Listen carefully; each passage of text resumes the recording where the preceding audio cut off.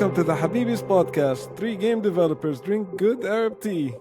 I'm your host, Fawzi Mesmar. I'm Rami Ismail. And I'm Ahmed Salama. Ahmed Salama, not Osama Dorius. No, What is it? Is this like a replacement of Samadorius? just while he's moving house. He's moving house. All right. Well, it's good to have a guest. Indeed. A guest Habibi. A guest Habibi. Ahmed, maybe you can tell our audience a little bit about yourself. I'm Ahmed. I am UX director here at Ubisoft in Stockholm, close by Fawzi. I live literally 2 tube stops away from you. Yeah. And before that, I worked at DICE as a UI lead programmer, and before that, Guerrilla Games. Worked on a bunch of games in my career. That's and awesome. I mostly do UI, UX stuff, design code. A bunch of games. You list like Guerrilla, Dice. A bunch of games. That's like me saying a bunch of games. Tawada, trying to be, just humble, Yeah. very humble. It's like a little different from most Arabs, where they're like, oh, I worked on this. Oh, you worked on that. I worked on this one. This is on the air, man. This is because it's on the air. It's on record. Well, I think we just got used to being on the air a lot, folks. Maybe we got too used to it. Maybe that's the problem. Ahmed, so glad to have you. Thank you. Thanks for inviting me over. It's been a long time coming, actually. Yeah, I when you first started this, I was poking Fawzi. I'm like, hey, when are you going to get me on? Get me on. Also, can I just say, two tube stops in Stockholm, to me, that is still an impossible. I can't fathom the amount of time, because I can never understand the name of the tube stop I'm going to. Because it'll be spelled something like Hot or Gatan. Yeah. And it's pronounced like Yuran or something. And I was like, what? What? Yeah. So I'll be sitting in the tram. I'll be sitting in the tube, just being like, "No, that doesn't sound like it." Like 25 minutes later, I'm on the edge of Stockholm, and it's just like, "Yeah, this is the end of the line." I'm like, "What?" Yeah, between. And I'm waiting for this one, and they're like, "Oh, yeah, that was the second stop." I'm like, "What?" I'm just utterly shocked that anybody understands how things are written there. But I was talking to a friend here, and he's Brazilian and lives here in Stockholm, and we were saying like, "Oh, you live far away," and he's like, "Coming from Sao Paulo, being 3 kilometers away from the center is not far away, man." Yeah. If it's under 45 minutes to take a train anywhere, that's not far. Right. Yeah. In the Netherlands, 45 minutes brings me out of the country. Yeah, German. 45 minutes is German.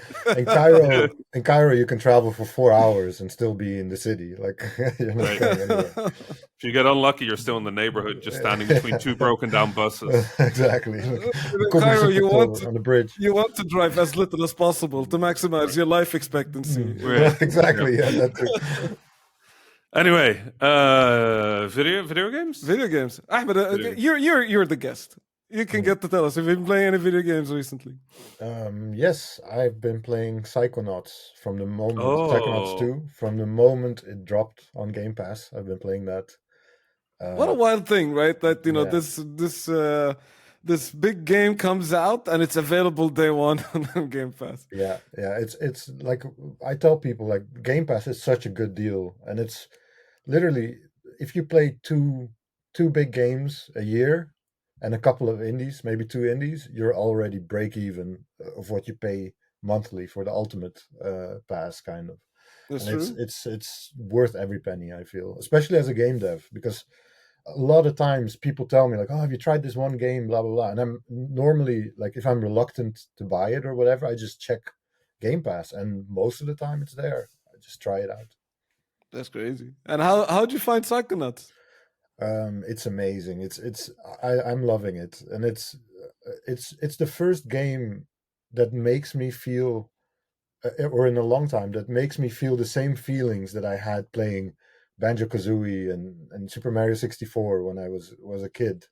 And it's that, but then the writing is so good, and I love it. I'm really loving it. So for those who've never played it, can you describe it? Yeah, I haven't to had the listeners? time to play it yet. Yeah, so it's a platformer kind of combat platformer kind of game where you platform, jump around, but there's also some combat in there.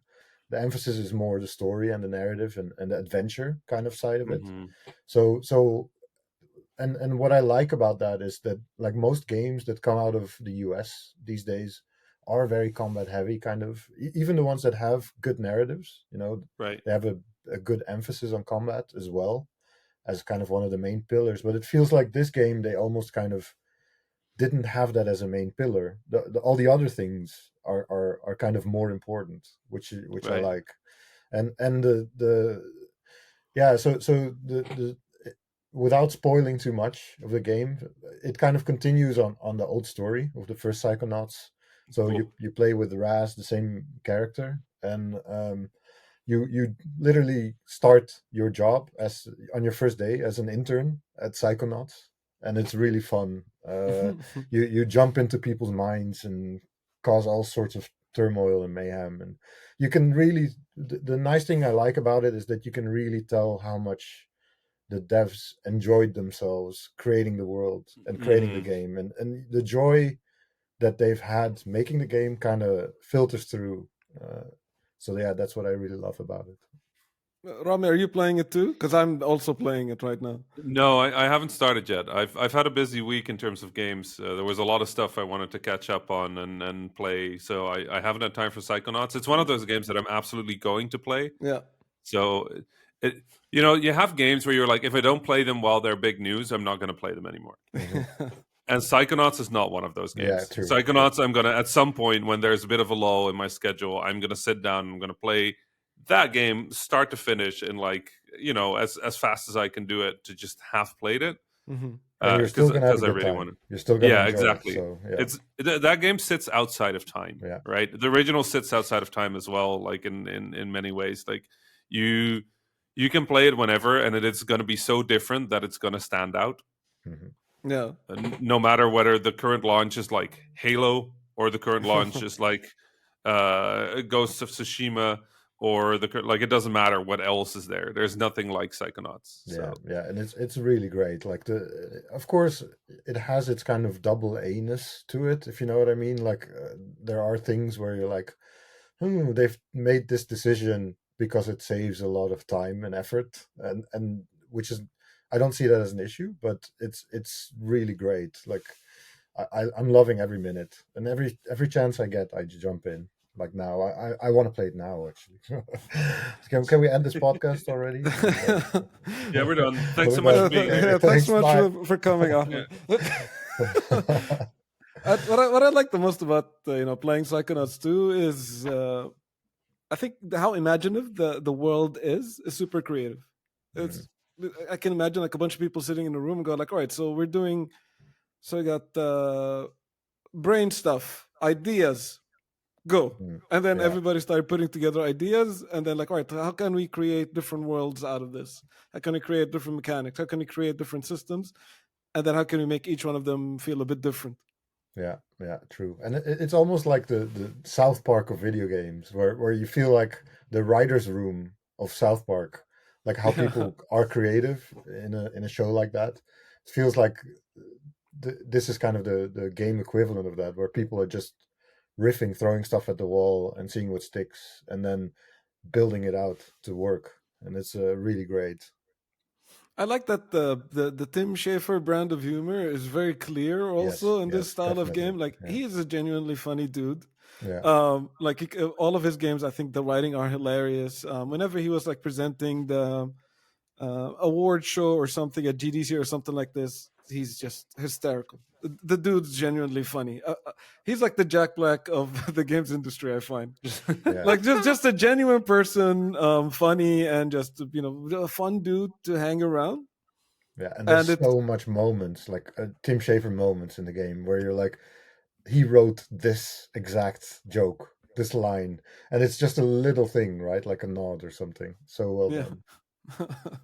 I would love to like. There's probably going to be at some point an edition of this game that will have a director's commentary. I think there was like some of those old LucasArts adventure games with like Tim Schafer and Ron Gilbert kind of commenting on the jokes Yeah, or yeah, commenting on the writing while you're playing the game. Yeah, I that would would be like. I would nice. love to do something like this to Mm. Mm. Psychonauts too. Yeah, that's so great. It's such a good game, and Yeah. yeah, not only that, also just the like the settings, every level, like the level design, and there's like you can tell, like okay, this is somebody's.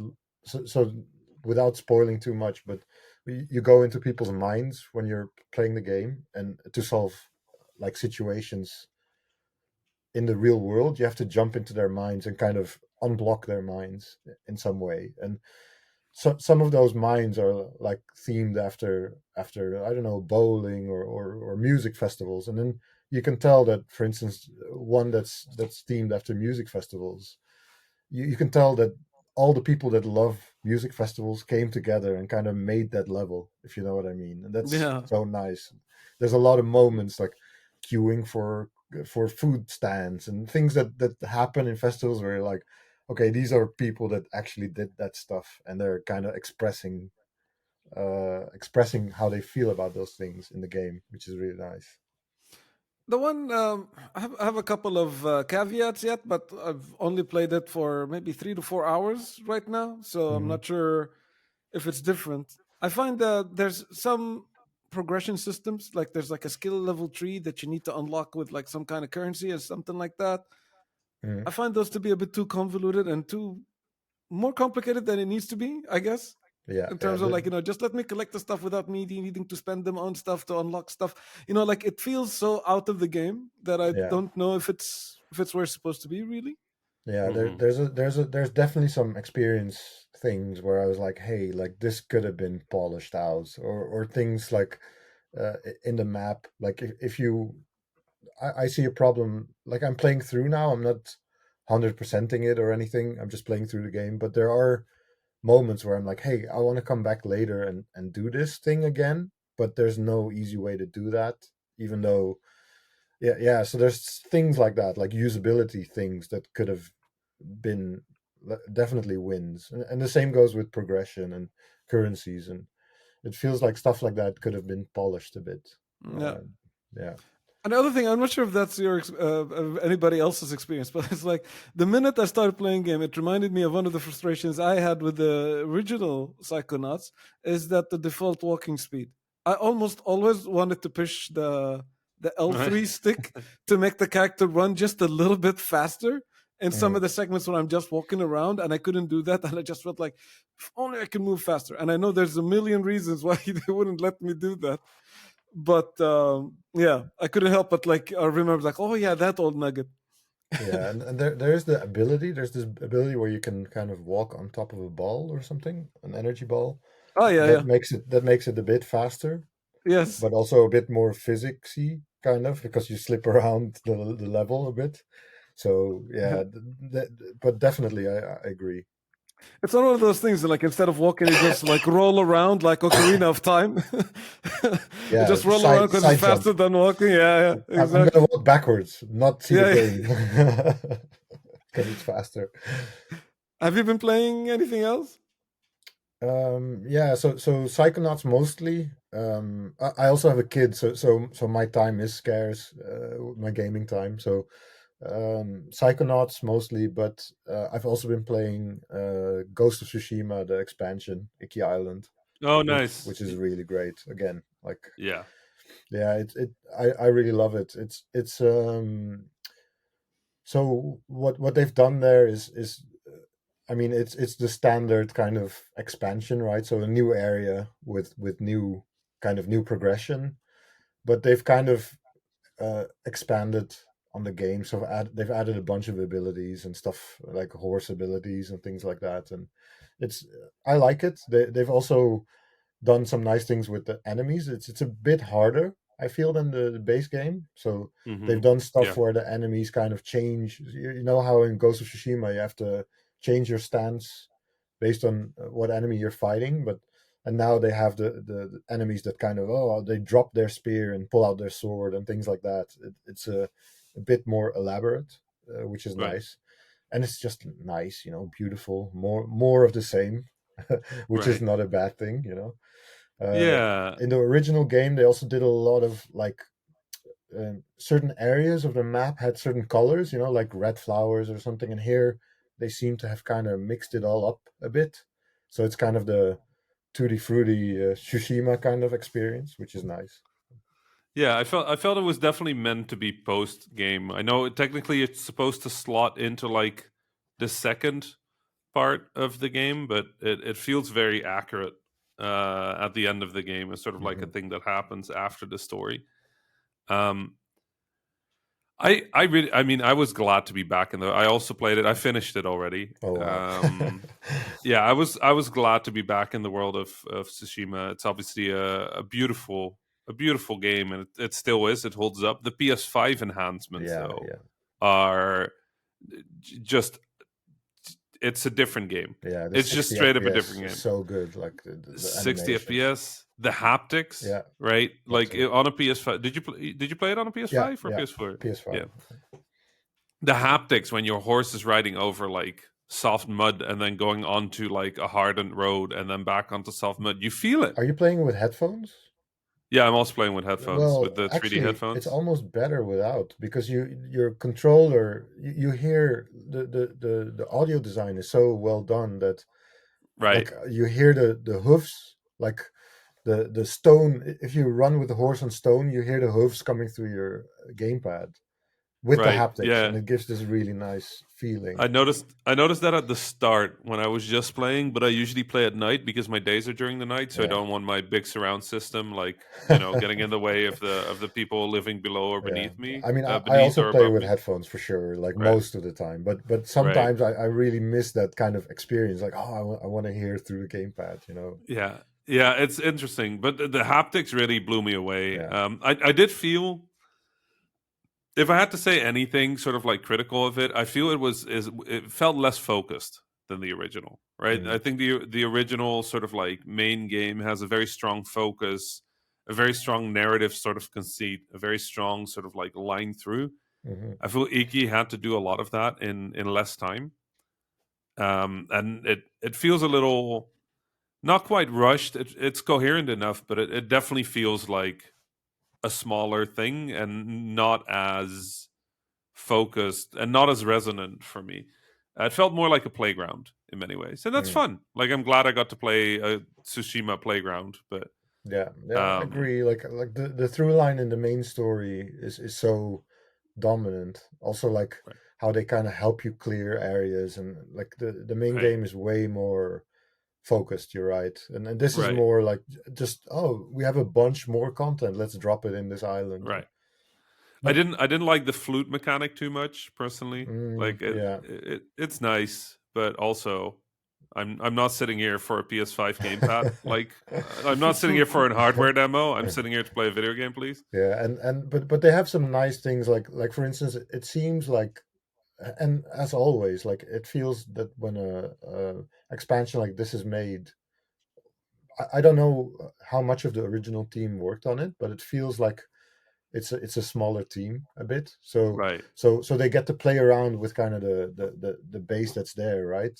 And they've done some nice things with the outfits. Like there's a bunch of uh, so the expansion has a couple of those new legendary tails or whatever they're called, where right, you can get a new outfit, and they've played around with that. Like, oh, there's an outfit where you can't do regular parries, but you do perfect parries that give you new attacks and things like that. So right. it feels like they've taken the formula, but then they had some liberty to kind of go Mess outside of around it. with it. Yeah, go outside of the Yeah, formula, which is for nice. sure. That's what I meant with saying it's a Yeah. playground. Like it felt like the designers were just gone like, yeah, okay, just how about this? It's like, Yeah, yeah, which and I is mean, I'm not, it's often in projects like this, like there's less right, oversight. It's a smaller team, less oversight. The creative director is busy with this next game or whatever. So it's like, oh, we get to mess around with this right. with this game, Although I which is will nice. say the creative director on Tsushima might very well have worked on this because they're that kind of person anyway. Oh yeah. But yeah, it it was it was a fascinating game, and I will say the expansion is very good, even if just because it's a good excuse to get back into the world of Tsushima. Yeah, yeah, definitely. It's full of like little weird things that don't necessarily make a lot of sense, but just are very fun. There's a bunch of really good narrative moments in there. Yeah. it never becomes quite as coherent as Ghost of Tsushima, but what could be, right? Like that game was so incredibly Yeah, good it's the best, like that game of the year last year for me. yeah, honestly, it's that 13 Sentinels, Aegis Rim, and Flight Simulator came out in 2020 as well. Yeah. Because otherwise, Tsushima would have easily been Game of the Year. Like I think those three games for me sit at such a like their own level that Yeah, and with Ghost, like what I found so amazing is that they managed to make a game about Japan in the West. Like it's such a hard thing to pull off and stay, not mess things up and make mistakes, and they really pulled it off. Like I really, remember when that hats off. game came out, I reached out to some of my ex-colleagues in Japan and asked them what did they think. Like, what did that game that does Ghost like represent the Japanese culture proper? And all of them like, yeah, it's very accurate, with the exception then when he walks into houses, he doesn't take off his shoes. right. I was like, it was jarring for everybody that played it in Japan, but Right. it's like why is he walking in with his shoes? That doesn't work that way. You need to take off your shoes. But like everything else they said, it was spot on. So I thought that was hilarious.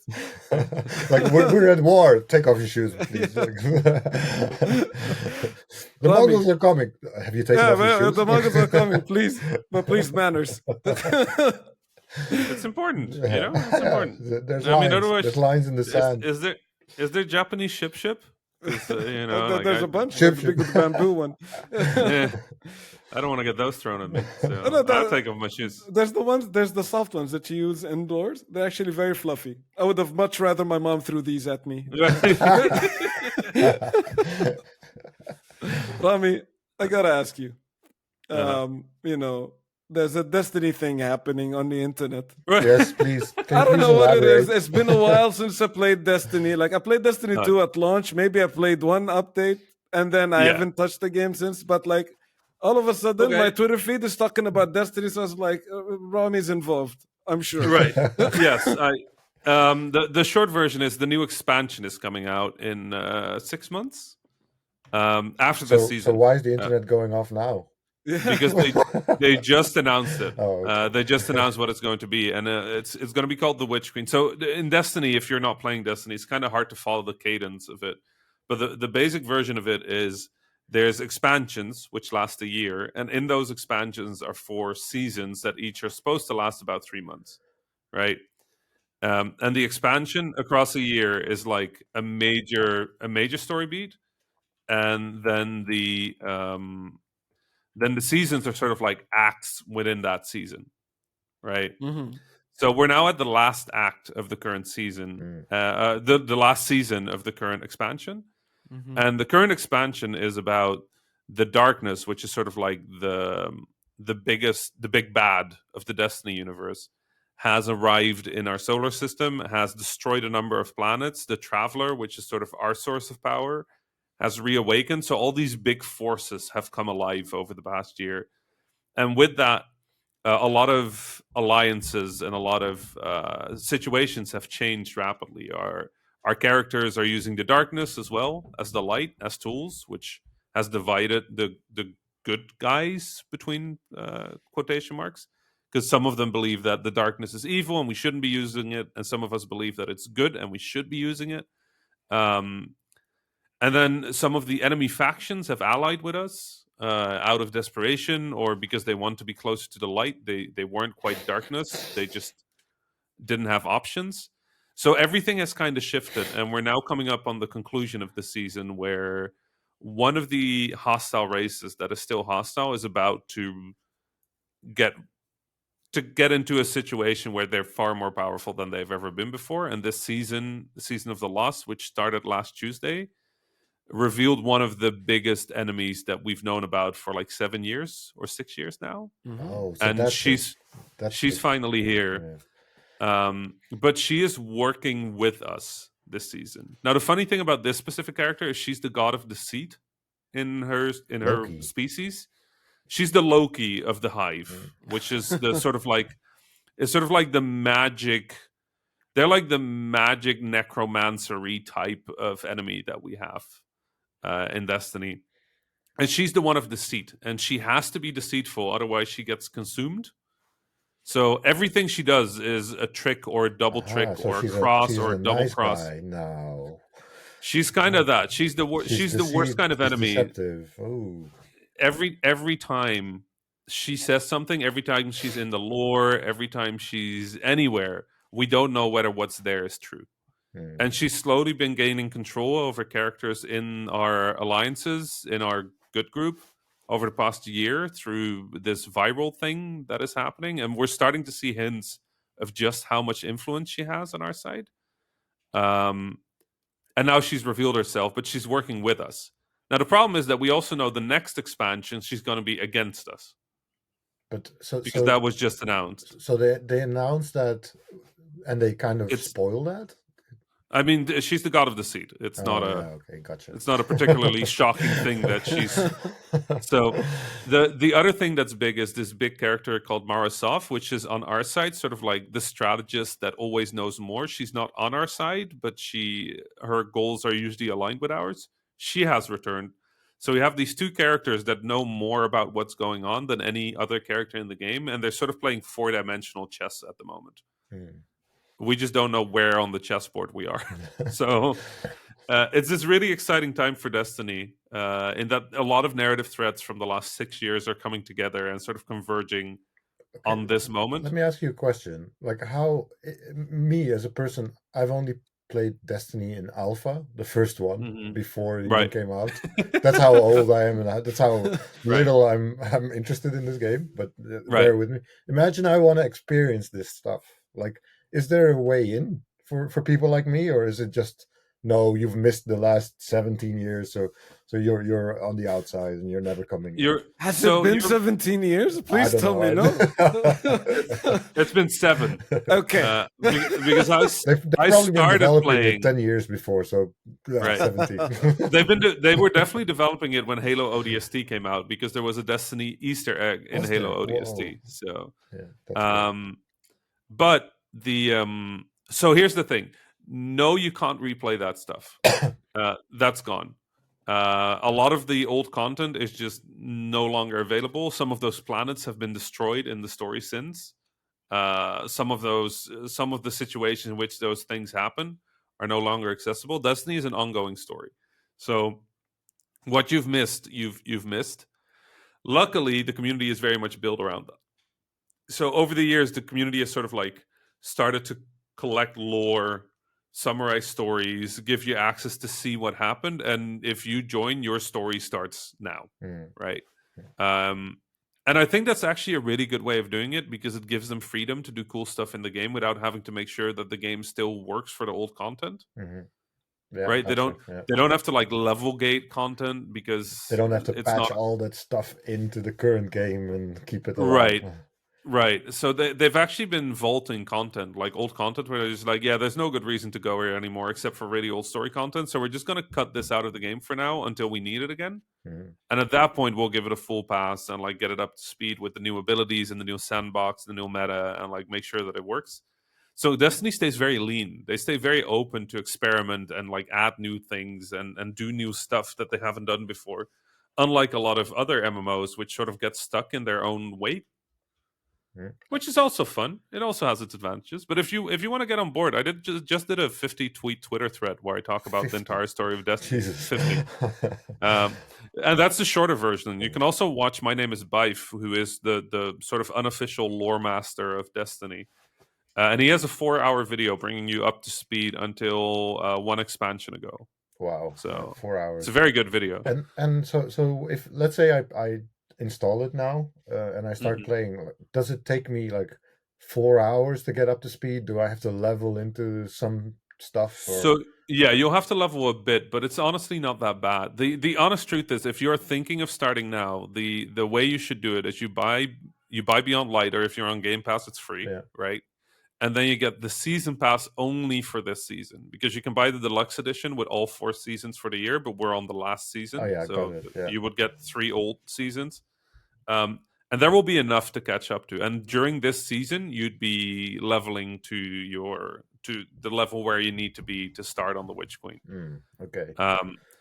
Generally, if you go in power level, if you really go for it, you can get up to speed in like a week and a half. Okay, But if you just want to I'll tell you play what I'll do. chill, I'll send my kid to Holland to his right, grandparents, right. and that will give me enough time to do this. I'm gonna do it. The honest truth is, if you want to play Destiny in such a way that you stay up to date, you need like an hour a week. Hour a week. Oh, that's actually You need like an hour a week. It's not much. If you just want to keep up to date on the story and you don't care too much about all the end game stuff and you just want something fun and basically play it like a campaign, there's like an hour a week, maybe an hour and a half for busy weeks where stuff happens. And another question: what's the main vehicle of the narrative? Is it like quests, or is it cutscenes, or?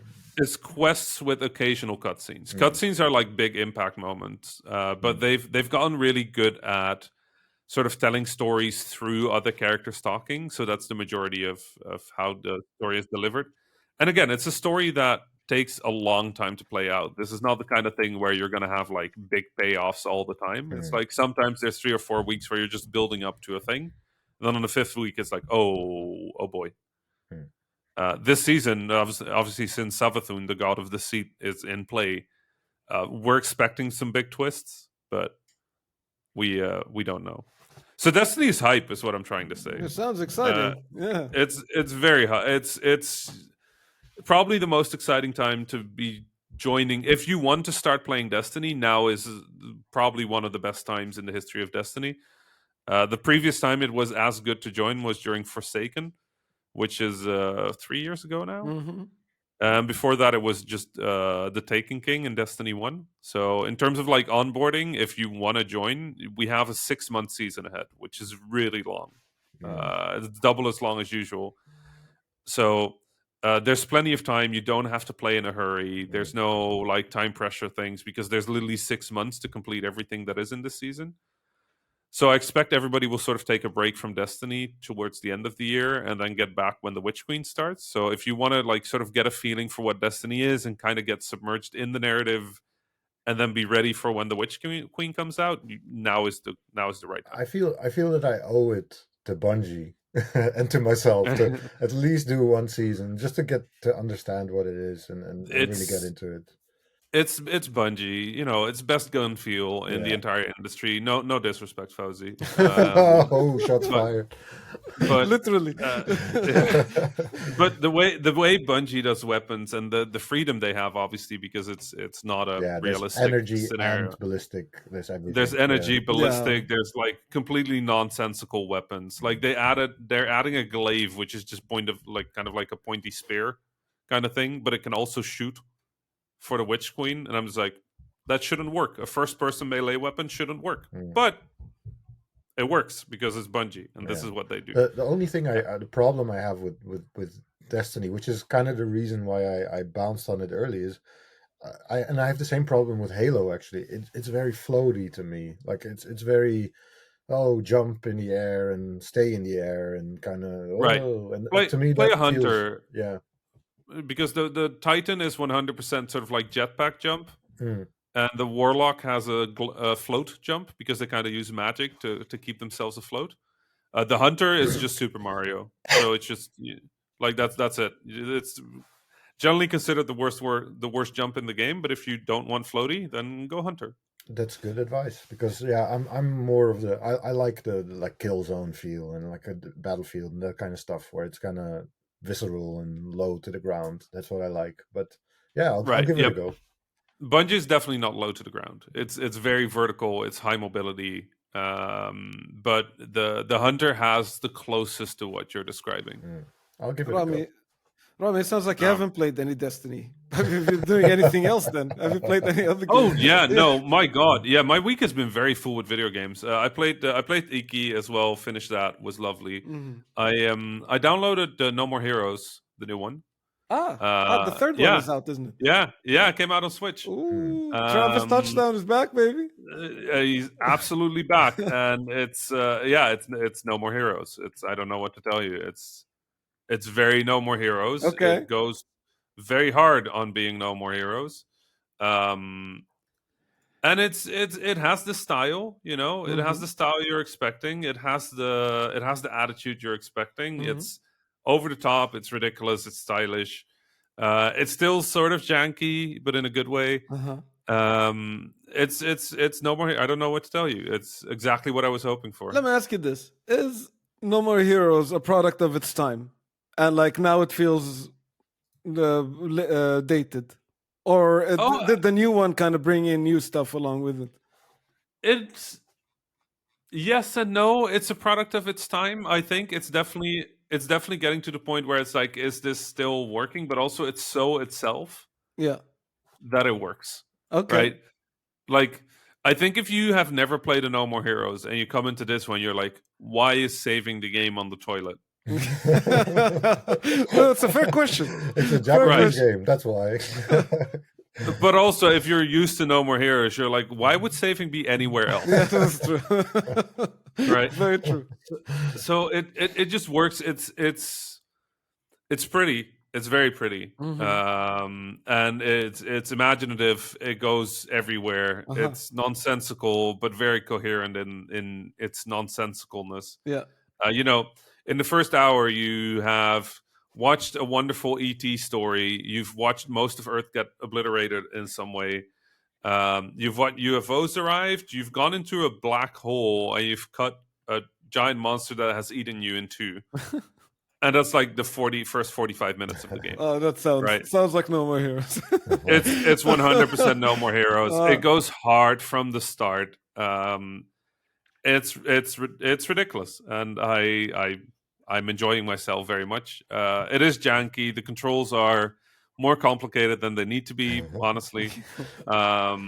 There's like these super stylish skills that you need to be doing again, and yeah, why not? I'm having a good time. I see a lot of like the promotional material of the game. It seems like there's a nod to Akira, or am I not understanding it? Like I see Travis standing in front of like a red motorcycle, like like the Akira the movie, or.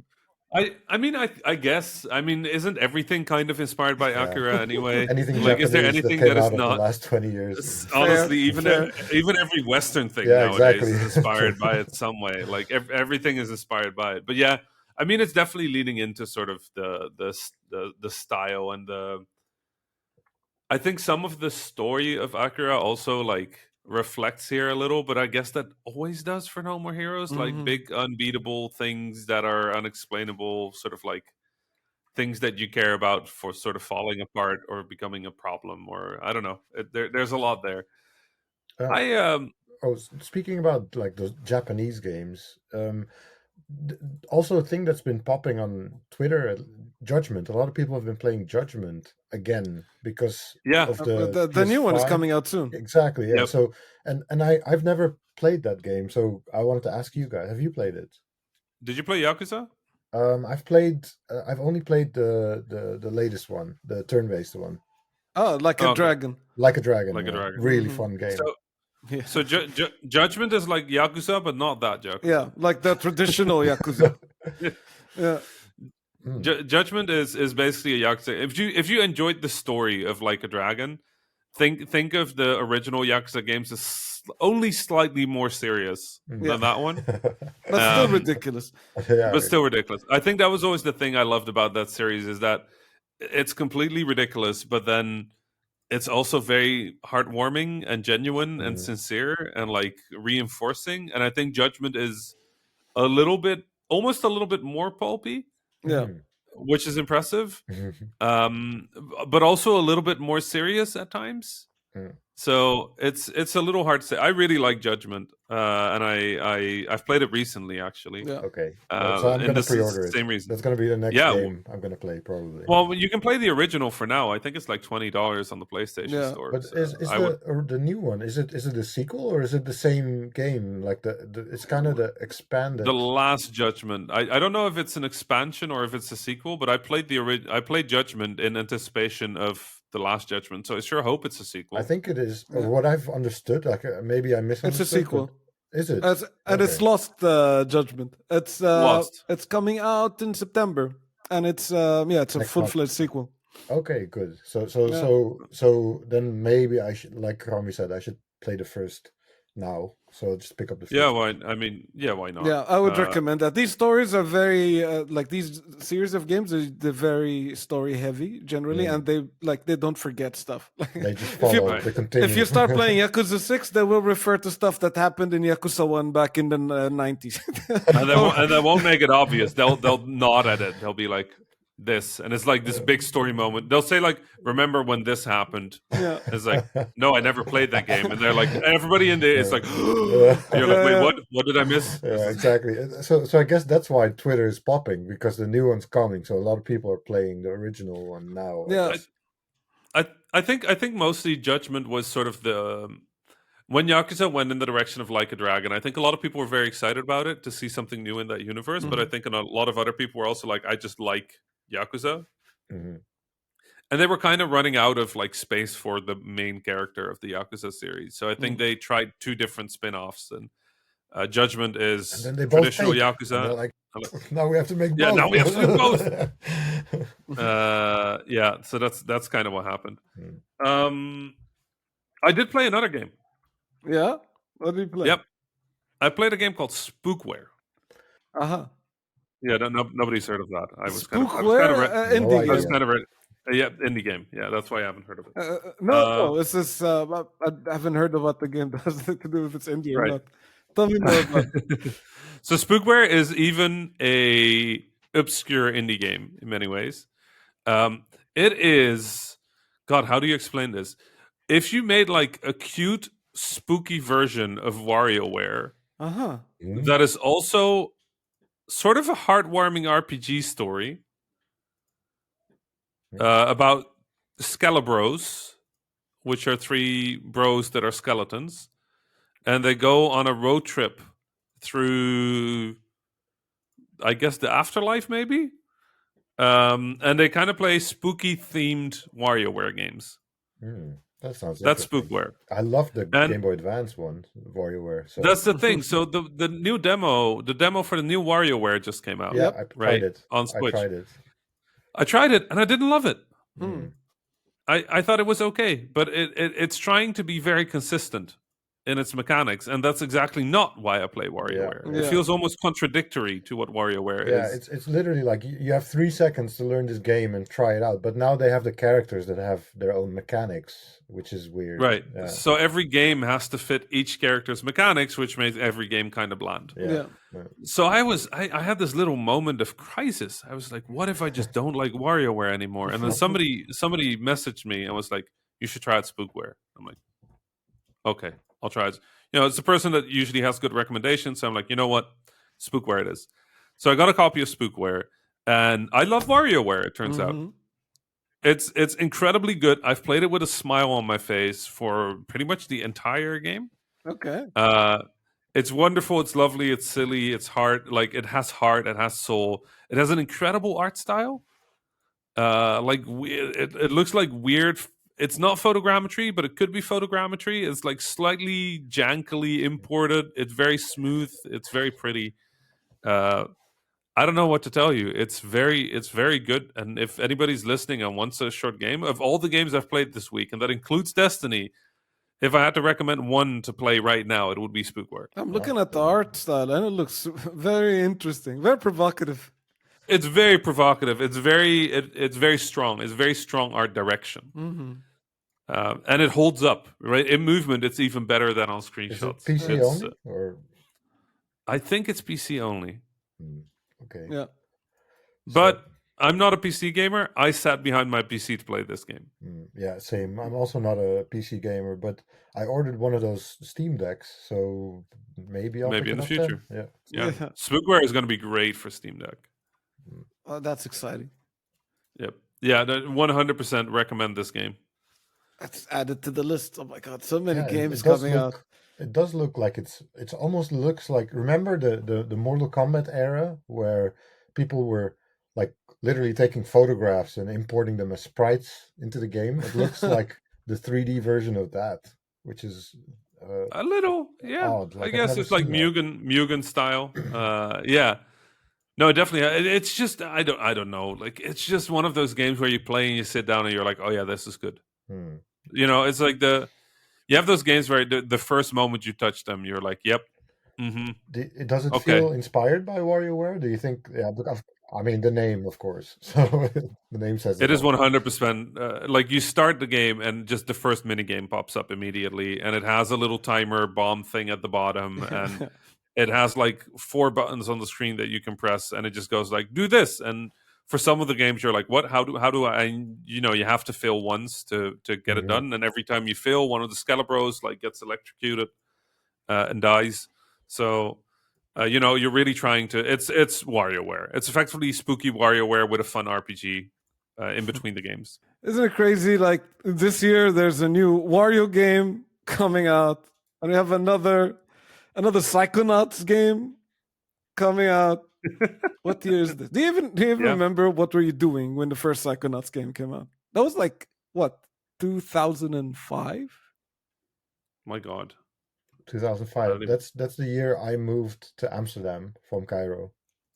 So always forget that we're like weird twins. That's we the we best bo- way to describe it. we share three languages. So we both Right, speak English, Dutch, and Arabic, which is right. already weird. Like But then, I mean, did you go to school in the Netherlands? yeah. So I was born in Amsterdam, 83.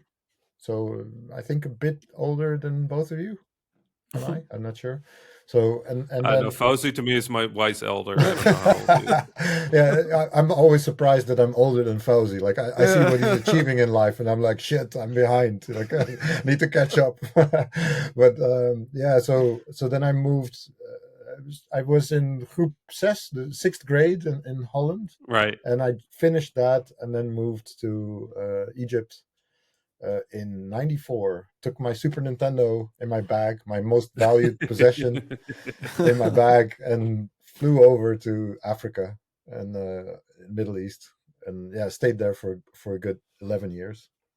Wow. So you Yeah, ended up. we kind of. Yeah, go ahead, Sorry. Rami. I'm just because for me Egypt was always something that was we spent way more time in Egypt in my childhood than I did at any other point in my life, because in other points of my life it was always connected to like summer holidays. Hmm. So it was much more limited in that regard.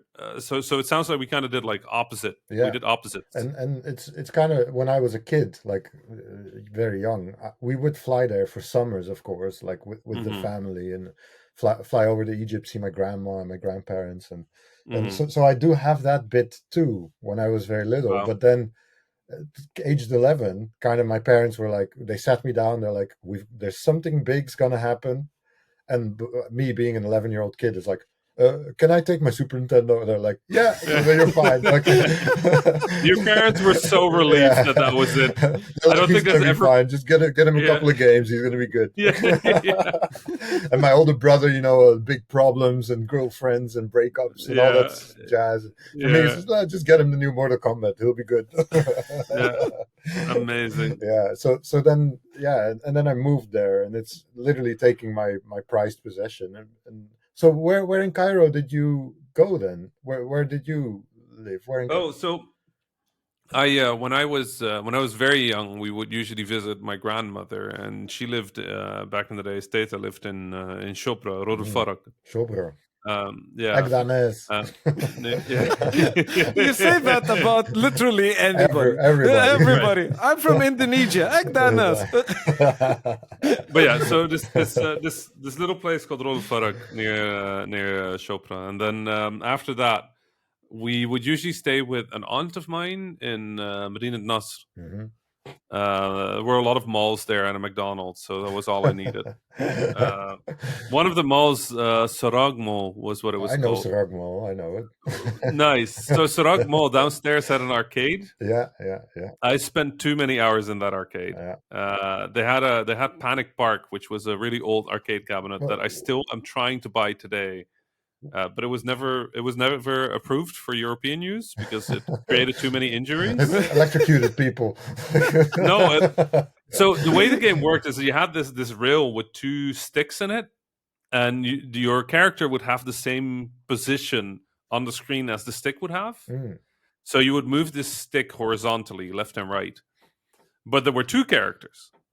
and the two sticks were in the same rails, so you could push each other left and right. And you can imagine if you're like young kids, you just like you go full force bash into each other to win the video game, and apparently that's dangerous. Yeah, a lot of hand injuries. I didn't know, but apparently that's not good. So I want to buy that thing. I haven't managed to buy that thing, but That it sounds was fun. one of my favorite games going. But what Kind of like WarioWare. which years when were you going there? Was it because I really don't know how old you are. I'm 32. 32. Okay, so it's I'm from 88. So yeah, so it's uh, around the like so you were probably going there in the 90s when I kind of moved right, there. Okay, right, that's probably interesting. true. Yeah, and then after that we got a place in Mu'attam, Yeah, which is sort of like the plateau just on the edges of old yeah, Cairo. the hill. Nowadays it's in the middle. Now it's in the middle of Cairo, Yeah. so it doesn't. Now it doesn't make sense anymore. But But it's this amazing place in autumn. Like you drive up there and the city disappears because of the smog. You can't see the right, city anymore because of Wow, all the pollution that's floating in between the that's peak of crazy. yeah, autumn in the and the city. hill is just above it. So like all the smog sort of like the Yeah, smog goes down, right? Smog is relatively heavy, so it sticks to the earth. yeah, And as you drive up Mu'attam, you know you start seeing stars, yeah. right? You start seeing like the sun properly instead of like the sort of like Green white haze. hot, yeah, sort of like the white hot ball that's weirdly colorized by the smog. Um, yeah, Cairo has changed a lot Yeah, though. true. Uh, even from when I was there, and obviously I didn't go for a while because of military draft. Oh, So are you eligible for that? No, you're not. You so have a Dutch y- nationality, right? I have a Dutch nationality, but an Egyptian father, Yeah, but I'm and the that same. was So right. you can get a exemption because you have two You, nationalities. right. So you could try for an exemption, and you would usually get it. Mm, Is the official rule, which mm. my mom didn't think was good enough. Yeah, Which I can understand that. yeah, me too. Me too. Uh, 2 years in the Egyptian army seems a little No, you rough. don't want to be in the Egyptian army ever. No, you get to make air conditionings. Yeah. That's Well, like yeah, actually, if you get a 3 year draft, then you're almost better off because you're an yeah, officer. But if you're a right, 1 year draft, then you're screwed. Like, yeah, yeah, yeah. you don't want that. So yeah, my mom just went like, you should not do that, and I agreed. I went to the embassy, and they kind of gave me the like, yeah, you probably would be fine. I'm Mm. like, how probably is probably? They're like, not 100%, but Yeah, so probably. I did the whole draft thing where you have to get an exemption, but you still have to go through the draft. So you have to Right, go queue up with your right, classmates and all the people of that year that graduate, and you kind of right, get together in this, and it's literally lives are made and ruined in this one right. day by these people that come on stage and they just shout things. So I Yeah, remember I was stood in the queue with like a I think it was close to, I would say, like 2,000 other people, like in this big courtyard in a military base. And some dude walks up to the stage and grabs a mic, and he's like, "Yeah, everybody that has an engineering degree is exempted." And I literally saw people fall on the ground and cry like from happiness, just right, because they don't have to do any of that right, stuff. But I had like an exemption paper that I mean, it was still the most horrible day of my life. right, Just the bureaucracy that I had to go right. through to get this done. But yeah, Yeah, I had to do all that, which is yeah. crazy. So yeah, I'm past 30 now, so I should be done. I just have to pay the fine for dodging. 11 jaar, So yeah, that is nothing. yeah. So yeah, I have to go to the embassy and pay that fine, but the embassy in the Netherlands hadn't opened. So, Yeah, yeah, one of those things. yeah, No, I don't know. I mean, I love the country. I love the people. I mean, Egypt is always a mess, and it yeah, has yeah. always been a mess, and I think it might always be a mess, right? Like, it's not a country where things go easy, but it's such a It's wonderful our mess. place. Yeah, it's our Yeah, mess. Like, exactly. So we yeah, get to enjoy it, and I right, agree. Like it's a messy place. I call it home. It's right, kind of. So I always tell people I was born and raised in Holland, but I grew up in Egypt. I became right, me in Egypt, and yeah, so I consider myself Egyptian first and right, foremost before a Dutch person. Right. or an international person, but I love it there. But I mean, it's gotten a bit harder in the recent years, like Right. since the Things are revolution. tough. Yeah, Yeah. since in the past 10 years, it's gotten tougher.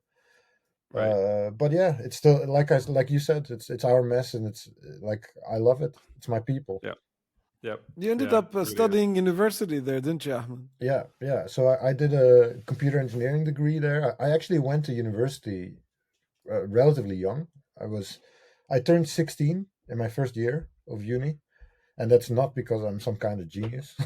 It's because when we moved to Egypt. So like I said, I finished Groep 6, which is sixth grade in Holland, Uh-huh. and moved to Egypt. And in Egypt, people go to school aged 6. So Mm-hmm. Hmm. so sixth grade, you actually go into like secondary education, not or you go into the next kind of school, right? So you graduate your primary school, and when my dad applied me to schools there, they were like, "Oh, he's finished sixth grade. He can go to the secondary school." And my dad kind of was like, "Yeah, he can," and he kind of just bluffed it, and at my expense. I mean, I wasn't there, so he did it without me. But he did that, and then he ran home. I remember his face, like when he came up to me, all giddy, and he's like, "Look, we're gonna try something. We're gonna try something." I was like, What are we gonna try?" He's like, "Well, you're gonna go to a higher school now, and it's gonna be harder, and it's gonna be hard in the first year, but you can do it." And I was like, "Okay, like, is he setting me up to fail?" Like I didn't know what was going on. And literally, I got some private tutors for that summer, and my one of them was my uncle, a math teacher, and he kind of took me into algebra and stuff like that in like a summer, and then I just got dropped into like a school 2 grades higher than where I was supposed to be, and I managed. So I actually graduated school, and I went to university early. So I kind of hustled my way into university That's early. crazy, Ahmed. You know what? Because like for a lot of other and different circumstances, I ended up finishing high school when I was 16 as well. Oh So wow, like that's I crazy. finished school 2 years early too. My dad but always but thought you're a it true gave me. genius. I wasn't. I hustled it.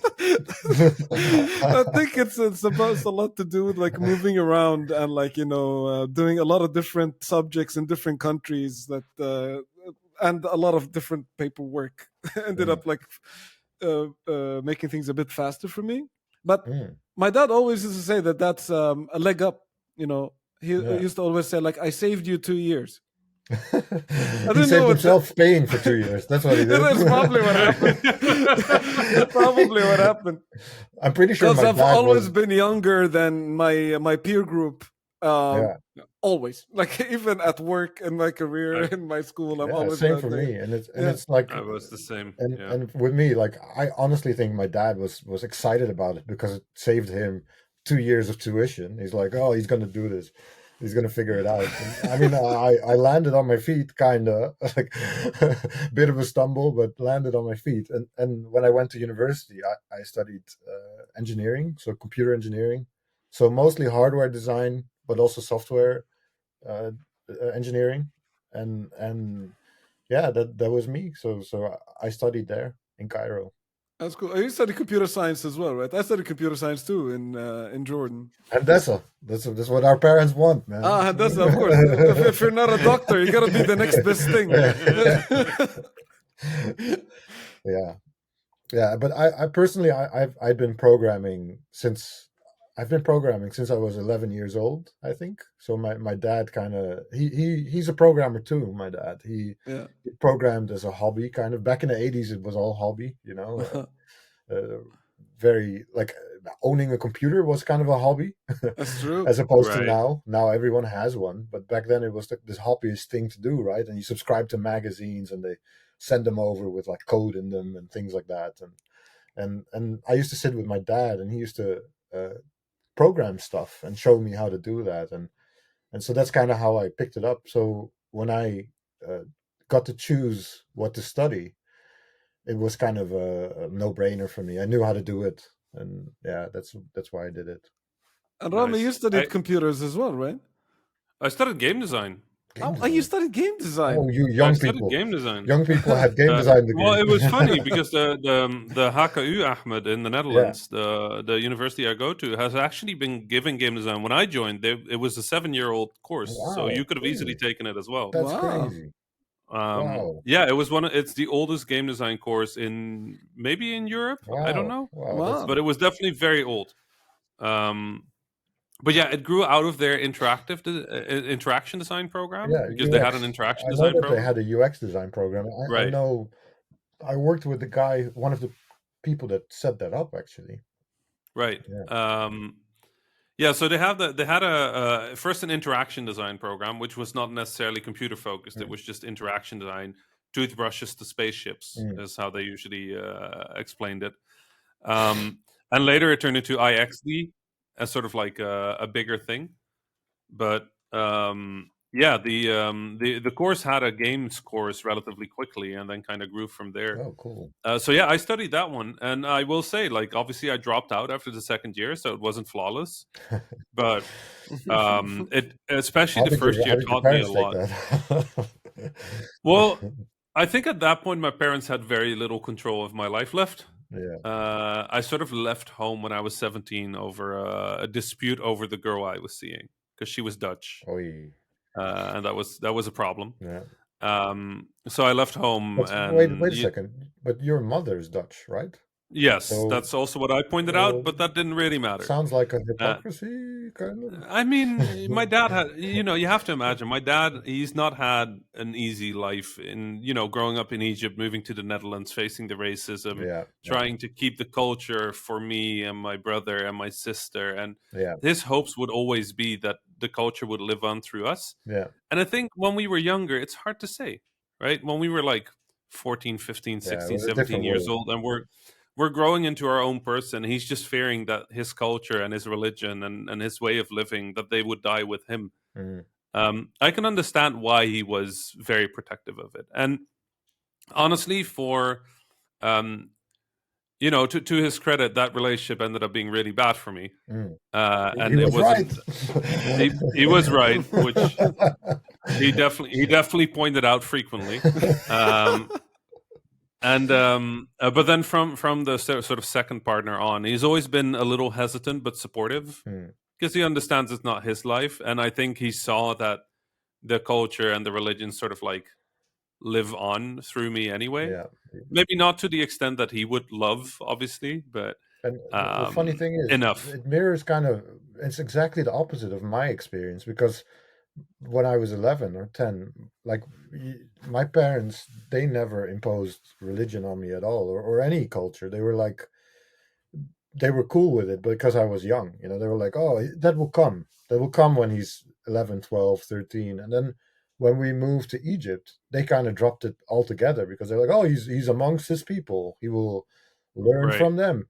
Little did they know that it's exactly the opposite. So I guess living in Egypt to them felt like they were not afraid that the culture would die with them, if you know what I mean. So in that sense, I got way more liberty than most people that stuck around.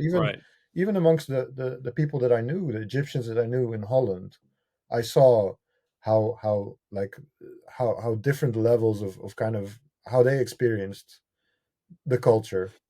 Yeah, I mean, you got to imagine if you're surrounded by people that aren't from your culture, then you get worried about your culture. It's why a lot of it's why a lot of people from a religion are far more orthodox or conservative when they live in a different country. Yeah, because they want to protect what is theirs and want to keep that alive, even when everything around them doesn't adhere to it. And I think it makes a lot of sense. I was obviously very upset about it back then, and traveling this much and seeing the world and seeing the different cultures, you start to realize the value of culture and the importance to people and the importance of like feeling safe and home and wanting the same for your kids. He wasn't really trying to impose his culture on me. He was just trying to impose something that he felt and was it came safe. from a good place. Like it did. Yeah, it did. Yeah, definitely. So plus it worked out, right? I became independent very young. and that independence has scared me to like now being 32 years old and running this podcast and having a like notable career in games because I was always independent and could figure out things. So I imagine it must have been really hard for him to have, you know, his kids grow up and just be like, how much of me is going to be left in them? And I hope he's proud. You know, I hope he's proud of what we're doing. I'm sure he listens to this.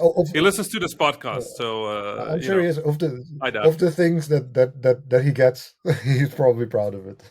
Yeah. Cool. I hope so. You always try to, you know, you try to do your parents proud. At least I do. I don't know if I discovered that my dad has been going to the Genius Bar in Amsterdam, the Apple store, and bragging about my career. To the Apple Genius guys, and those poor guys, like, I mean, they're paid to be polite, right? So I'm really.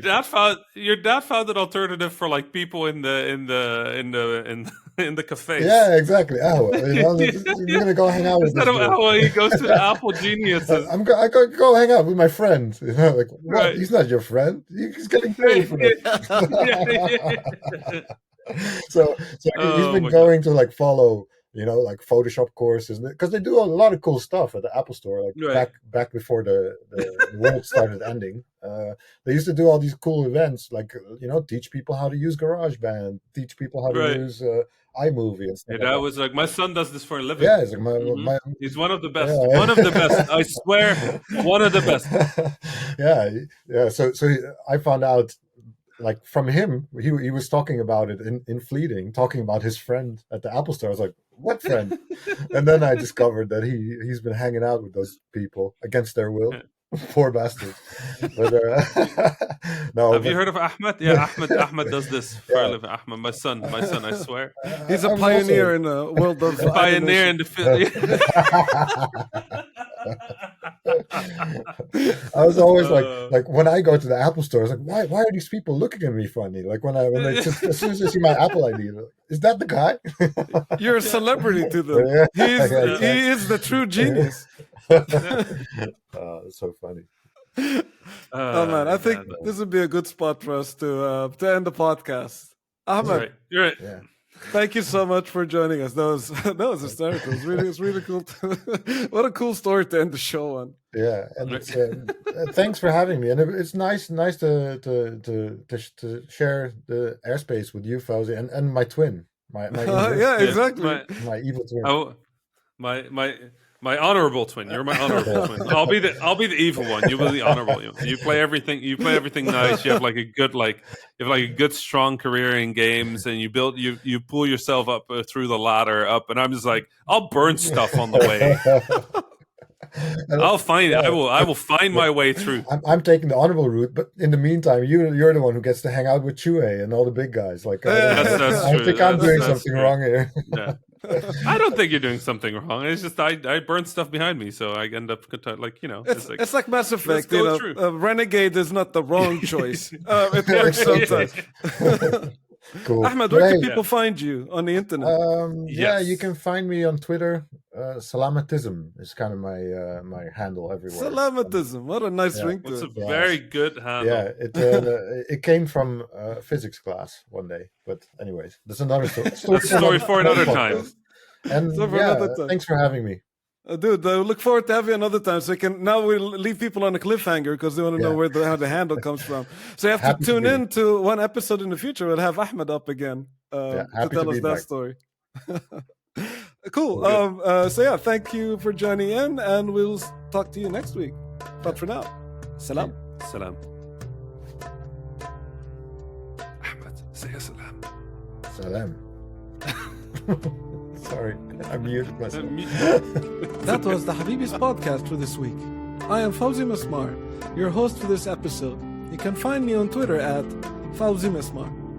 My fellow Habibis were Osama Dorias, who you can find on Twitter at Osama Dorias, and Rami Ismail, who you can find on Twitter at THA_Rami. Send us your questions, stories, and suggestions via info@thehabibis.com. Intro and outro music was provided by Malik Zubayla, and the logo was provided by Ibrahim Hamdi. The Habibis is a weekly podcast about 3 game developers drinking good Arab tea, with new episodes launching every Friday, inshallah.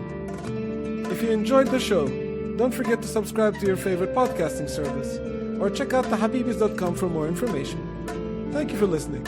Salam.